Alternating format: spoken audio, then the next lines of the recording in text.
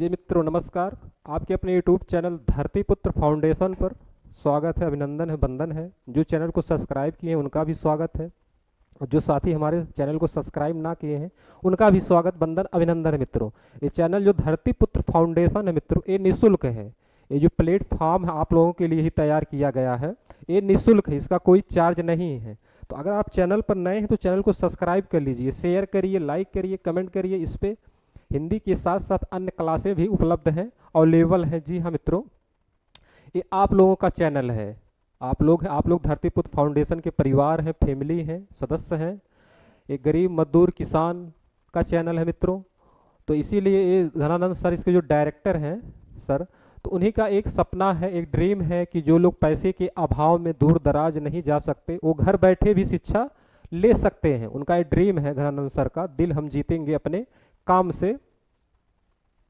तो उनका ये सपना है, और सपना आप देखिए सच हम लोग करेंगे। हमारी टीम निरंतर कार्यरत है इस चैनल पर आप लोगों को अच्छे अच्छे कंटेंट देने के लिए। जैसे मैं हिंदी पढ़ाता हूँ, अन्य सब्जेक्ट भी इसमें क्लास उपलब्ध है, चाहे वो मैथ की हो, अंग्रेजी की हो, या इंग्लिश की हो ही, या जियोग्राफी की हो, या होम साइंस, यहाँ तक कि एग्रीकल्चर की भी क्लासें आप लोगों को उपलब्ध हो गई हैं।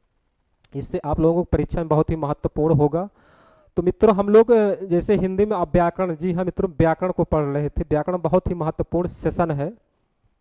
ये आप लोग जो प्रतियोगी परीक्षाएं देते, कोई भी प्रतियोगी परीक्षाएं हो, उसमें व्याकरण की अहम भूमिका रहती है। इस सिलेक्शन का एक हिस्सा है, पार्ट है, लाइफ का सक्सेस का पार्ट कह सकते हैं। तो हम लोग शुरू करते हैं। पिछली क्लास हम लोग कुछ चीज़ों को देखे, जैसे भाषा शब्द देखे थे, लिखित भाषा, मौखिक भाषा और सांकेतिक भाषा। इससे पहले कुछ पंक्तियों को मैं देख लीजिए आप लोग। जो सफर की शुरुआत करते हैं, जी हाँ मित्रों, जो सफर की शुरुआत करते वो मंजिल पा लेते हैं। बस एक बार चलने का रखना जारी, क्योंकि अच्छे इंसान के रास्ते भी इंतजार करते। इन्हीं पंक्तियों के साथ आपका पुनः धरतीपुत्र फाउंडेशन पर स्वागत है मित्रों।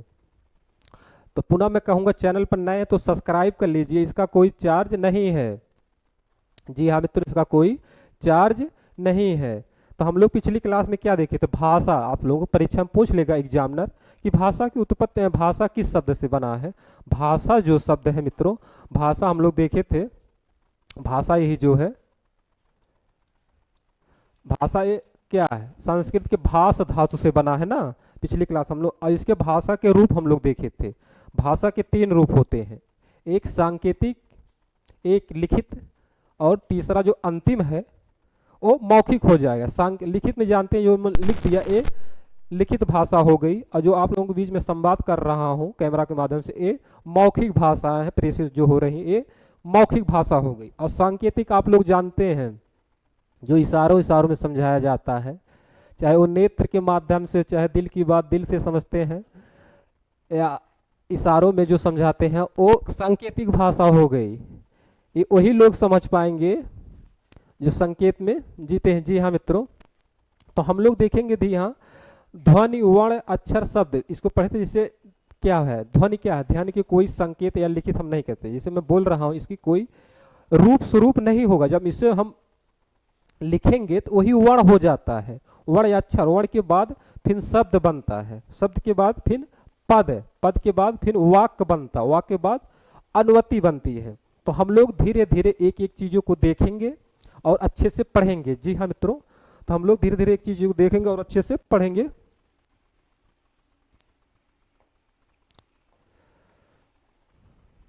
अब हम लोग देख लेते हैं, और क्लास कैसी आप लोगों को लग रही है जरूर कमेंट के माध्यम से बताएं कि क्लास कैसी है। बहुत अच्छी क्लास, आप बहुत मैं सहज और सरल भाषा में आप लोगों को समझाने का प्रयास कर रहा हूं, कि जिससे आप लोगों को अच्छे से अच्छे कंटेंट दे सकूं, और आप लोग इसको ग्रहण करने की कोशिश करें। और आप लोग शांति बनाकर पढ़िए, ठीक है पांडे जी?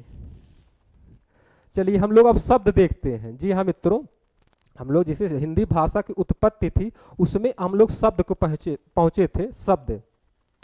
जी हाँ मित्रों, जैसे देखिए यहाँ हम लोग क्या है, ध्वनि है, ध्वनि से क्या बना? वर्ण बना, वर्ण से शब्द बना, शब्द से क्या बना, आप लोग बताइए। शब्द से क्या बना? पद बना। फिर आगे क्या बना बताइए? पद से क्या बना? वाक्य बना। जी हाँ मित्रों, इसी प्रकार अब इसी में हम क्या देखेंगे? जी हाँ मित्रों, वर्ण है, शब्द है, पद है, वाक्य, शुरू में ध्वनि। जब किसी चीज का हम उच्चारण करते हैं, वर्ण का उच्चारण करते हैं, तो जब हम लोग उच्चारण करते हैं तो ध्वनि एक निकलती है, लेकिन वो उसका कोई रूप स्वरूप नहीं होता जब उसे हम लिपिबद्ध कर देते हैं। अब आप लोग जाने लिपिबद्ध क्या? हम लोग जो लिखते हैं यही लिपि है, देवनागरी लिपि है। ये बाएं से देखिए, यहां से मैं लिख रहा हूं ना, ये बाएं से दाएं तरफ लिखी जाती है। देवनागरी अर्थात देवताओं की लिपि है, जिसकी उत्पत्ति ब्राह्मी नामक ब्राह्मी लिपि से हुई है, जो ब्रह्मा जी की कहा जाता है। ये ब्रह्मा जी की देन है, देवता ब्रह्मा जी की देन है। तो हम लोग उसको भी देखेंगे, जब लिपि को हम लोग क्लास लेंगे तो उसमें विस्तृत और गहन अध्ययन करेंगे। तो हम लोग शब्द को देखते हैं। शब्द, जी हाँ मित्रों, यहां हम शब्द डाल लेते हैं। शब्द, अब इसकी परिभाषा, जी हाँ मित्रों, इसकी परिभाषा क्या है? कोई अगर जान रहा तो बता सकता है शब्द किसे कहते हैं? तो आप लोग जानते हैं, वर्णों के सार्थक क्रम को निश्चित अर्थ दे उसे शब्द कहते हैं। वर्णों के सार्थक क्रम को और जो इसका निश्चित अर्थ दे, वर्णों के सार्थक क्रम को शब्द कहते हैं और एक निश्चित अर्थ दे। तो हम लोग लिख लेते हैं वर्णों के सार्थक क्रम को, जी हम तो वर्णों के सार्थक क्रम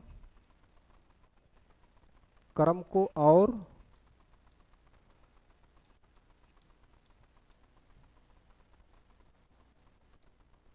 जो एक निश्चित अर्थ दे, ना कि अनिश्चित, एक निश्चित अर्थ, उसका भी अर्थ निकलना चाहिए। एक निश्चित अर्थ, निश्चित अर्थ दे।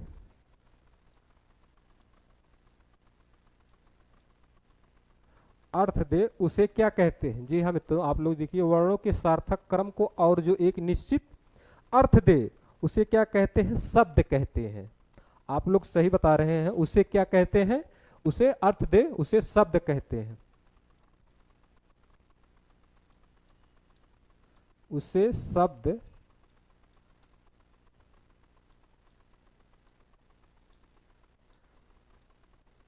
कहते हैं। ये परिभाषा हो गई किसकी? शब्द की। जी हाँ मित्रों, ये शब्द की परिभाषा हो गई। जैसे आप लोग पूछेंगे जैसे क्या होता है, जैसे राम, राम शब्द का अर्थ भी कमल, नयन, नयन माने क्या होता? आंख होता है। चयन, तो आप लोग जैसे उदाहरण के तौर पे लिख सकते हैं, जैसे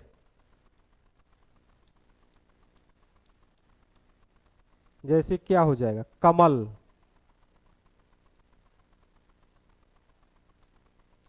नयन। देखिए ये शब्द है ना, ये शब्द बन गया एक। और वर्ण क्या होता है? वर्ण जैसे जानते हैं आप लोग, इस का है, आ, ये वर्ण, लेकिन इसका कोई अर्थ नहीं है। जी हाँ मित्रों, ये तो लिपिबद्ध है, लेकिन एक पहचान के रूप में है, लेकिन इसका अर्थ नहीं निकल रहा है। तो हम लोग शब्द, वर्णों के सार्थक क्रम और जो निश्चित, वर्णों के सार्थक क्रम को और जो एक निश्चित अर्थ दे उसे क्या कहते हैं? उसे शब्द कहते हैं। जी हाँ मित्रों, उसे शब्द कहते हैं। और अगला जो जो है आप लोगों को पद, पद किसे कहते हैं? सार्थक वर्णों के समूह को क्या कहलाता है? पद। सार्थक वर्ण समूह शब्द कहलाता है। सार्थक वर्ण समूह, और जब यही वर्णों का सार्थक समूह हो जाएगा तो उसे क्या कहेंगे? पद कहेंगे। एक हेडिंग हम लोग और डाल लेते हैं यहाँ, पद।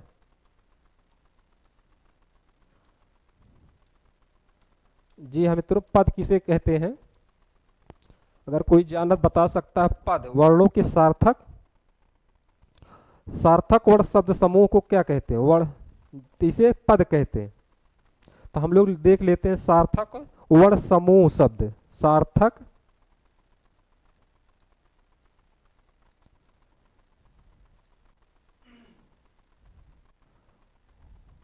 जी हाँ मित्रों,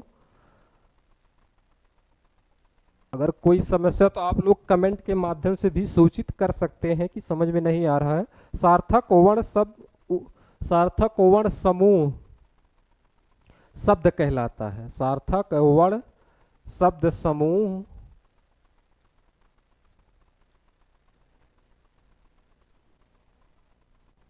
समूह क्या कहलाता है? पद। जी हाँ मित्रों, पद कहलाता है।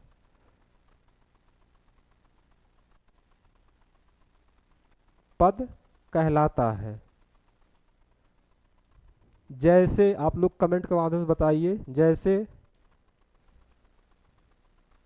जैसे इसमें क्या आ जाएगा? पद किसे कहते हैं? दे देगा एग्जाम में। तो इसमें क्या है? सार्थक वर्ण शब्द समूह को क्या कहा जाता है? पद कहा जाता है। वर्णों के सार्थक समूह को क्या कहा जाता है? तो शब्द कहा जाता है। जैसे मोहन क्रिकेट खेलता है, राम पढ़ता है। तो उदाहरण तौर पे आप लोग ले लीजिए, राम पढ़ता है, राम पढ़ता है। एक उदाहरण और ले लीजिए, मोहन क्रिकेट खेलता है, मोहन क्रिकेट।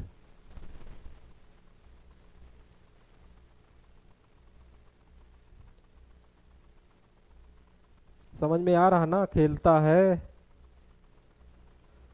आप लोग समझ में आ रहा है? राम पढ़ता, देखिए ये शब्द होगा, लेकिन अगर इसको हम लेते तो ये क्या हो जाता? ये शब्द हो जाता। जब पूरा वाक्य हो गया तो ये क्या हो गया? पद हो गया। और सिर्फ इसको अगर लेते हम तो ये क्या हो गया? वर्ण हो गया।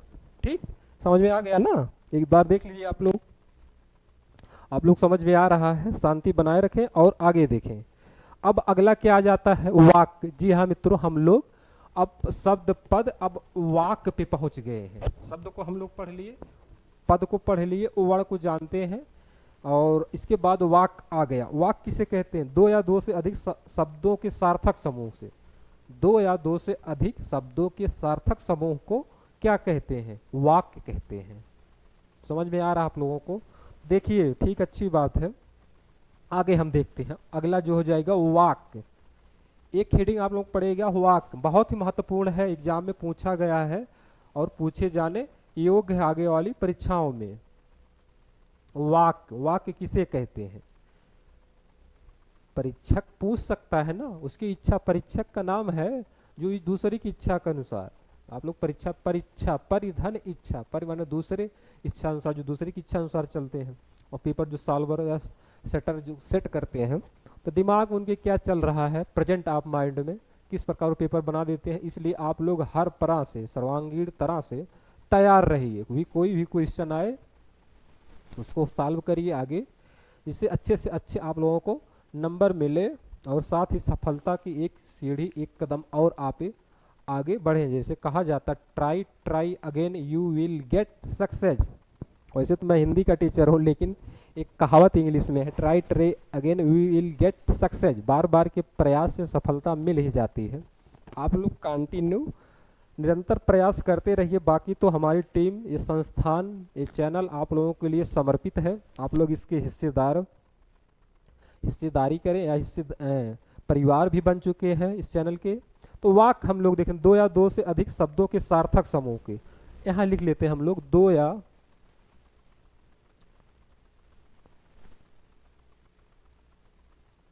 दो से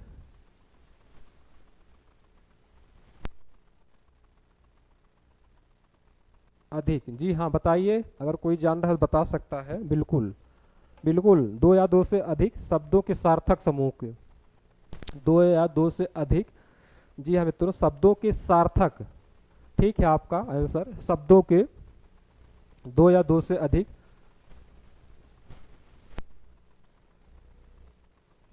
शब्दों के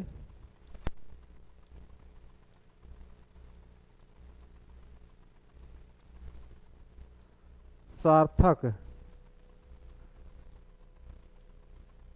जी हाँ मित्रों, बहुत अच्छे आप बताएं। दो या दो से अधिक शब्दों के सार्थक समूह को क्या कहते हैं? समूह को समूह को वाक्य कहते हैं। वाक्य।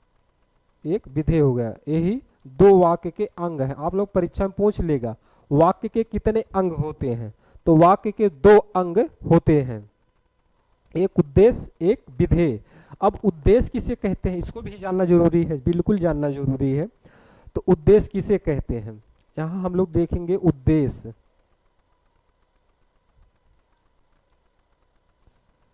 उद्देश्य, जी हाँ मित्रों, उद्देश्य किसे कहते हैं, परिभाषा अगर आप लोग समझ लिए तो बहुत आसान हो जाएगा। और प्रयास में भी कर रहा हूँ समझाने का कि परिभाषा बहुत सहज और सरल भाषाओं में समझाया जाए।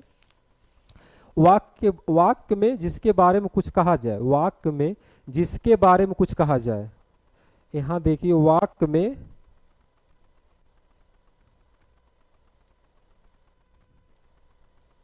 जिसके बारे में कुछ कहा जाए, वाक्य में जिसके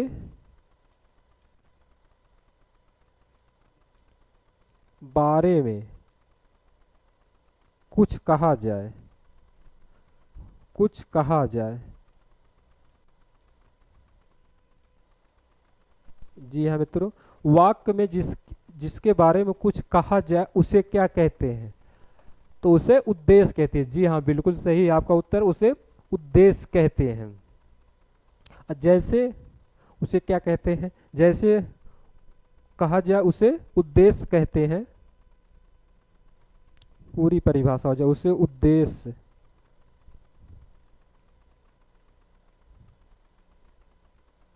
उद्देश्य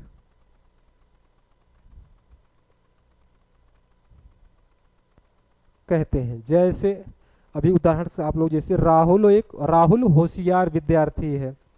जैसे मित्रों राहुल होशियार विद्यार्थी है,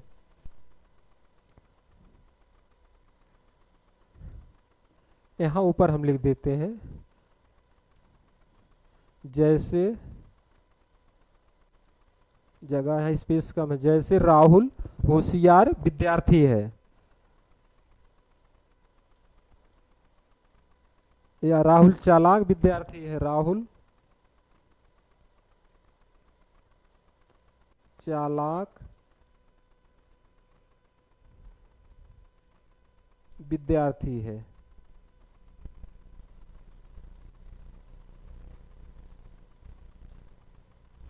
जी हाँ, जैसे राहुल चालाक विद्यार्थी है। एक उदाहरण और आप लोग बताइए अगला जो क्या होगा, जैसे अभय परीक्षा हाल में बैठा है। अभय परीक्षा हाल में बैठा है, इसे उद्देश्य है। देखिए अभी समझा रहे हैं, अभय एक हो गया, अभय परीक्षा हाल में बैठा है। अभय परीक्षा हाल में परीक्षा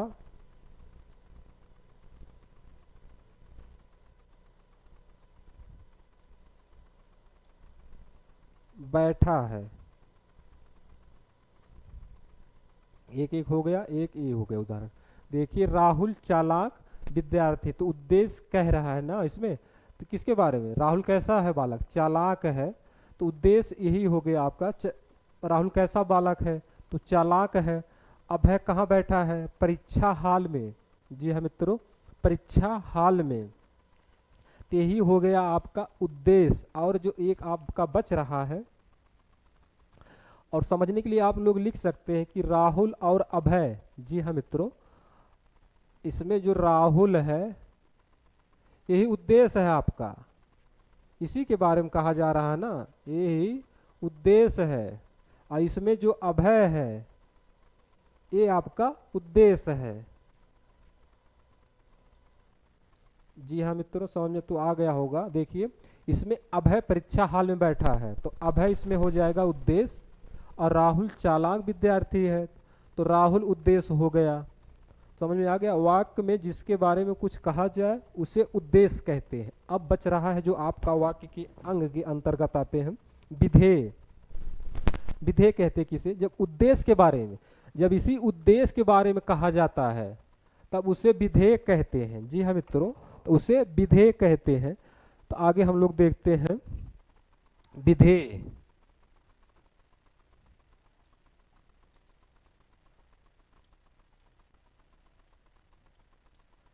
अब इसकी परिभाषा हम लोग देख लेते हैं।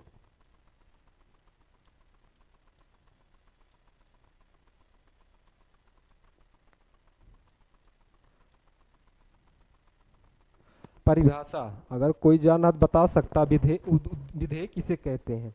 जी हाँ मित्रों, उद्देश्य के बारे में जब कुछ कहा जाए, उद्देश्य के बारे में जो कुछ कहा जाए तो उसे विधेय कहते हैं। उद्देश्य के बारे में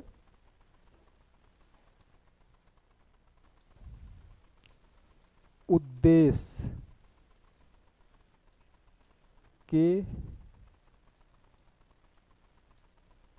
बारे में कुछ कुछ कहा जाए, जी हाँ मित्रों, उद्देश्य के बारे में कुछ कहा जाए। ठीक, बताइए आप, उद्देश्य के बारे में कुछ कहा जाए तो उसे विधेय कहते हैं। बहुत सही, अच्छा है। देखिए, उद्देश्य के बारे में कुछ कहा जाए तो यहाँ तो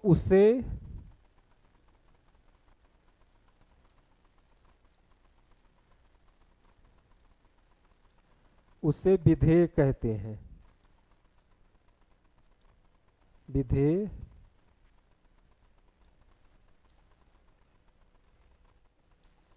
समझ में आ रहा है आप लोगों को? समझ में आ रहा है ना?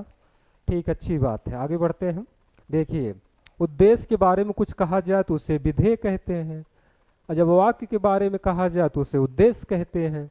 उद्देश्य के बारे में कुछ कहा जाए तो उसे विधेय कहते हैं। जैसे क्या होगा, आप लोग बताइए।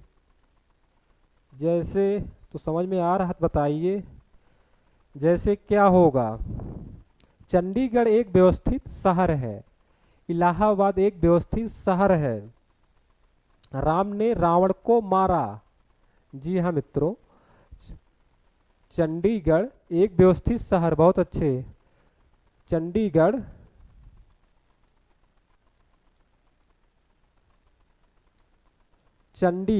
जी हाँ मित्रों, चंडीगढ़ एक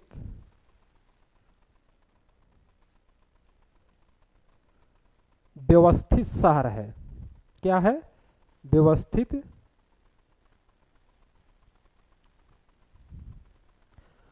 हम तेरे शहर में आए हैं मुसाफिर की तरह। आगे बढ़ते हैं, देखिए गाना है ना, हम तेरे शहर में आए हैं मुसाफिर की तरह। तो चंडीगढ़ एक व्यवस्थित शहर है। तो इसमें देखिए आप लोग, एक व्यवस्थित शहर जो एक ही है, व्यवस्थित शहर है, यही क्या आपका, यही भैया लोग विधेय है। बहुत अच्छे, यही क्या है? यही विधेय है। जी हाँ मित्रों, अगर उसके पूछ लेता तो ये उद्देश्य हो जाता। एक उदाहरण और बताइए आप लोग। जैसे राम ने रावण को मारा, राम ने रावण को मारा, राम ने रावण को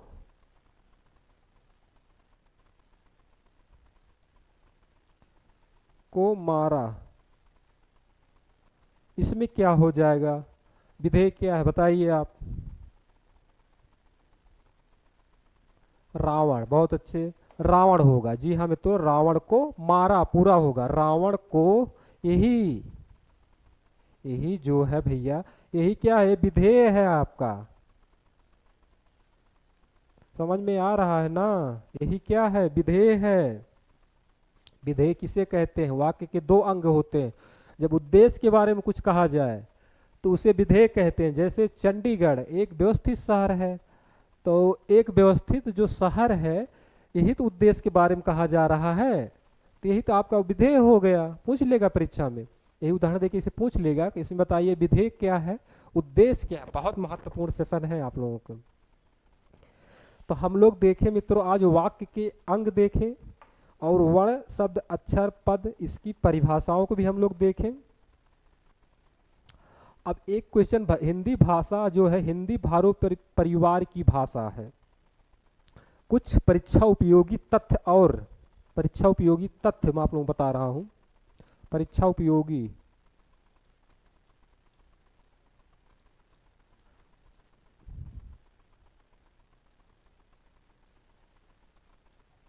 उपयोगी तथ्य। जी हाँ मित्रों, परीक्षा उपयोगी तथ्य। हिंदी जैसे पूछ लेगा, हिंदी किस भाषा परिवार की भाषा है, तो भारो परिवार की है, भारोपी परिवार की भाषा है। यहाँ देखिए प्रश्न है आप लोगों को, हिंदी किस भाषा परिवार की भाषा है। हिंदी किस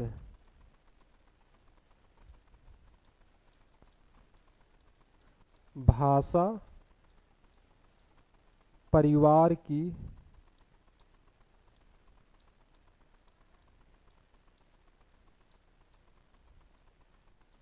भाषा है।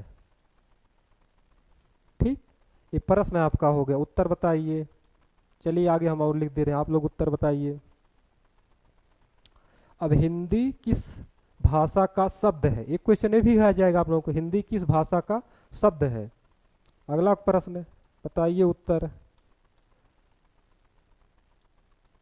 हिंदी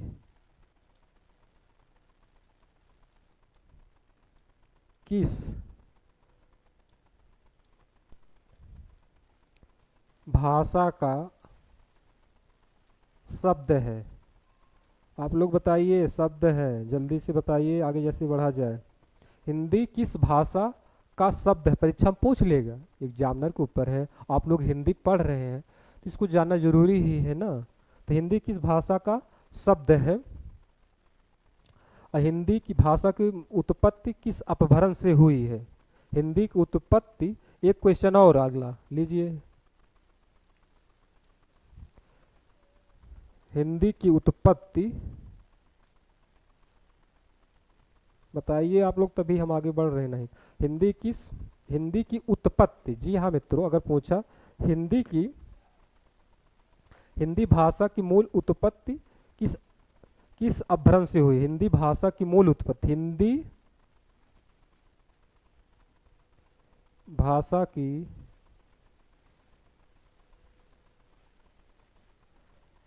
मूल उत्पत्ति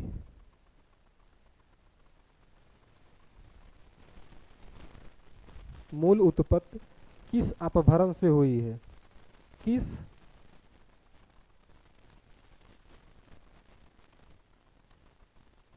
अपभ्रंश से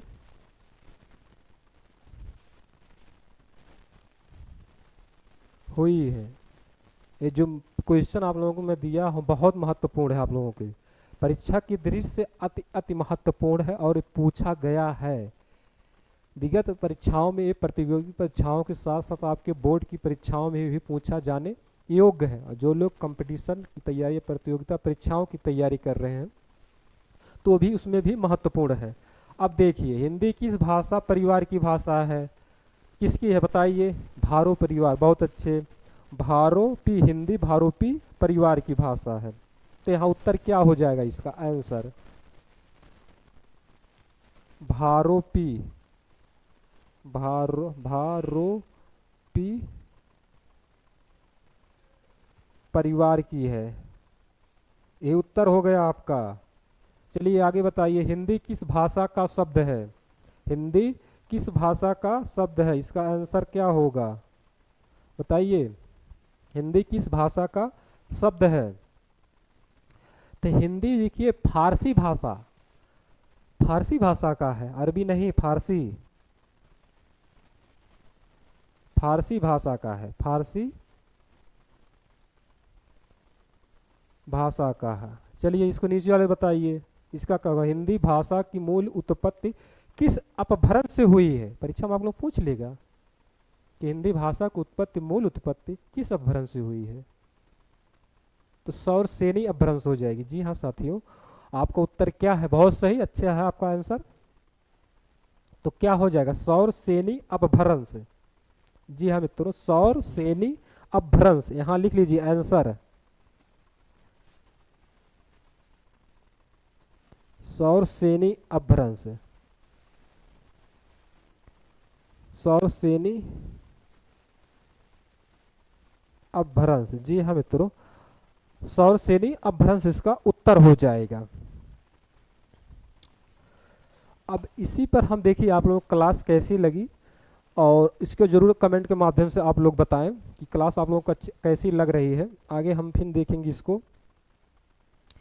और अगर चैनल पे आप लोग नए हैं तो सब्सक्राइब कर लीजिए, शेयर करिए, कमेंट करिए, जिससे आप लोग क्या नाम है, धरतीपुत्र फाउंडेशन परिवार के आप लोग एक सदस्य हो चुके हैं, और जो नहीं हुए हैं वो भी सब्सक्राइब करके इस चैनल का, इस प्लेटफॉर्म का सदस्य परिवार बन सकते हैं। उनका भी स्वागत, वंदन, अभिनंदन है। जी हाँ मित्रों, सपने वो होते हैं जो सोने नहीं देते। सपने वो होते हैं जो सोने नहीं देते। अरे किसी की दर्द की दवा बनो, जख्म तो यहाँ हर एक इंसान देता है। तो अगली क्लास में हम लोग देखेंगे कि हिंदी की जो जननी है क्या है, हिंदी का विकास किस प्रकार हुआ, भारतीय आर्य भाषाओं का विकास किस प्रकार हुआ, इस चीज़ों को हम लोग भी देखेंगे विस्तृत। जैसे देखिए संस्कृत, पाल, प्रकृत, अपभ्रंश, अवहट, तब जाके हिंदी की उत्पत्ति हुई। हिंदी की आदि जननी क्या है, हिंदी की जननी क्या है, पाली भाषाओं किस धर्म में बोली जाती है, प्राकृत किस धर्म में बोली जाती है, संस्कृत भाषा का समय कितना है, प्राचीन भारतीय आर्य भाषा का काल कितना है। इन सब चीज़ों को हम अगली क्लास में देखेंगे। और आशा उम्मीद करते हैं साथियों कि एक क्लास आप लोगों को अच्छे से समझ में आ गई होगी। अगली क्लास में हम नई ऊर्जा, नए उत्साह के साथ फिर पढ़ेंगे और अपनी मंजिल की तरफ एक कदम फिर आगे फिर बढ़ेंगे हम लोग। इस पर मैं अपनी वाणी को विराम देता हूँ। आपका दिन शुभ हो, रात्रि मंगलमय हो। जय हिंद, जय हिंदी।